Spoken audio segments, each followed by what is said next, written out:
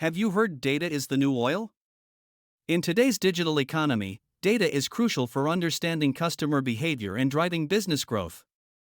With 2.5 quintillion bytes generated daily, automation is reshaping industries, emphasizing the need for strong data literacy skills as part of business communication and decision-making. Poor data literacy could result in job loss to AI, especially for those focused solely on coding or data entry, which are increasingly automated. Here's the truth: you don't have to be tech expert like data scientist or AI engineer. Anyone can be data literate. In this video, I'll discuss some main causes of poor data literacy on business interpretation. Then, I'll outline practical steps to improve data literacy. Finally, I'll provide examples of how data literacy can be used for making decisions in trading stocks. Stick until the end of the video, because I am sharing bonus tips on how you can use probabilistic mindset to achieve consistent profit in trading stocks. Okay, let's get started. Data literacy is the foundation for organizational success based on improved competitiveness and productivity, like innovative Apple smartphones and credit scoring for loan assessment in financial industries. However, a 2021 Accenture survey of 9,000 employees found only 21% felt confident in their data literacy skills. Here are examples of the main causes of poor data literacy resulting in misleading interpretation.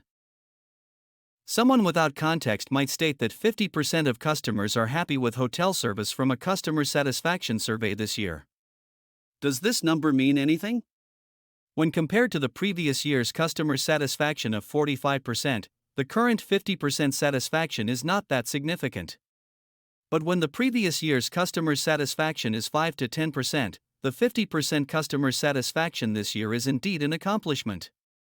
Without context, the numbers of statistics can be misjudged. Relying solely on the average in the presence of extreme values can be misleading. Averages can be easily distorted by outliers, whereas the median reflects the middle value and is unaffected by outliers, offering a better conclusion. For instance, among 5 employees, 4 of them have salary around $60,000 to $70,000, while the last employee has salary $300,000, giving the average salary of $114,000 that is misrepresenting the group since it's skewed by the outlier. Conversely, these 5 salaries give a median salary of $70,000, providing a more accurate representation. This highlights the preference for using median over average in news reports on income, housing prices, and other easily skewed statistics. When analyzing marketing data in spreadsheets, duplicates are common. For instance, if John has 2 salary records of $50,000, merging these without addressing duplicates could incorrectly suggest he has salary of $100,000. Simply removing duplicates won't clarify salary differences, which might not be zero for other customer records. Before analysis, it's important to determine if your data source is static, allowing for duplicate removal, or dynamic, that is tracked through transaction history. Understanding data sources improves data quality and insight reliability. Therefore, to be data literate, focus on read, analyze, and argue with data. Read means understanding data through acquiring and cleansing data. Analysis involves understand the context through comparison using visualization. While argue refers to communicating analysis result to a particular audience. Being data literate requires numerical, graphical, and verbal literacy. Before continuing, if you enjoyed this information, be sure to subscribe to my channel so you won't miss my next tips about data and analytics. So how do you improve data literacy even if you are not data scientist? Here are my tips to improve data literacy. First, learn basic Excel, as it offers user-friendly tools for data cleansing, aggregation, and visualization when working with data from various sources like text file or database. For cleansing, use features like remove duplicates or if-else statements to handle missing values, along with text functions like trim, upper, and lower for consistency. For aggregating, it can calculate sum, average, and count. Finally, Excel provides various customizable visualization formats, including bar plots, line plots, box plot, histogram, and pie charts that can be customized as needed, especially for enterprise visualization. Second, take a free online course from Coursera to learn in basic statistics without heavy math. One particular statistics topic would be descriptive statistics, where you should learn how to summarize data in a helicopter view. Such topics include central tendency measurements such as mean, median, and mode, along with variability measurements such as standard deviation and range. Another key statistics topic is inferential statistics, that is generalizing population characteristics from sample data that is similar to how we can taste soup flavor by using spoon. For instance, sampling 50 men to estimate the average height of adult men in a city helps to reflect population characteristics. Repeating this sampling allows for estimating the population mean height for men within a 95% confidence interval between 170 and 180 centimeters, meaning there's a 95% chance that the interval includes the true average height. Third, improve communication skills such as active listening and asking great questions to get clarity and collaboration support. For example, when examining supply chain dataset, if the dashboard shows estimated time of arrival of 30 minutes delay of package delivery, you clarify the situation with questions like, can you define estimated time of arrival, ETA, clearly? Or is this delay 30 minutes recent or ongoing? Or, what do you think the possible root causes for the delay? Or, you can also ask impactful questions such as, why is an estimated time of arrival delay under 30 minutes crucial? Finally, what are the implications if it's not resolved?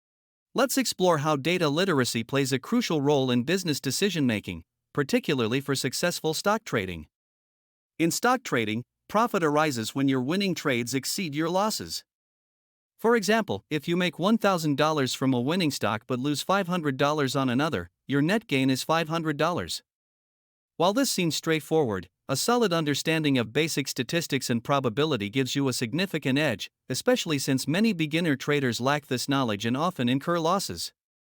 How do stock prices increase?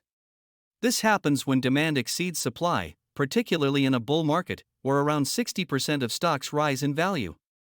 Investor Peter Lynch once said that successful individuals in any field usually win 6 out of 10 bets, suggesting that a 60% winning rate is generally sufficient for trading success. However, in a sideways market, winning odds drop to about 30%, meaning you could lose 7 times for every 3 wins because supply and demand are more balanced. Now, ask yourself, would you choose to trade in such conditions? Personally, I would avoid it, as the potential losses significantly outweigh the possible profits, draining both energy and capital. In a bear market, the odds of winning plummet to 0%, making profitable trading nearly impossible because supply exceeds demand. Therefore, consistent trading profits are only possible in a bull market. By understanding these statistical concepts, you can always ask yourself before making decisions, what is the chance of winning? Let's adopt a statistical approach to stock trading to achieve consistent profits. In a bull market, where about 60% of stocks tend to rise, having winning odds doesn't guarantee immediate profits, as sequences of losses can still happen. Wins and losses can be random, and you cannot know which trade is going to be profitable. Without proper risk management, the risk of significant financial loss increases. However, if you keep placing good bets in trading, the law of average will work in your favor. This reflects law of probability, where short prediction does not always work. Rather than fixating on winning each trade, it is best to adopt the mindset to endure some losses until larger wins start on your favor. To implement a statistical mindset in your trading strategy, choose the top 3 stocks from a selection of 10 and wait for observing the results, whether gains or losses. This waiting period is crucial due to the uncertainties, and consequently, protecting your capital should always be a priority. Consider this analogy: if you recently opened a restaurant and hadn't yet made a profit, would you open another one? Continue this method with the next set of 3 stocks and then the last 4, recording your outcomes each time. If your overall results are positive, congratulations, you're beginning to grasp how data literacy applies to business contexts.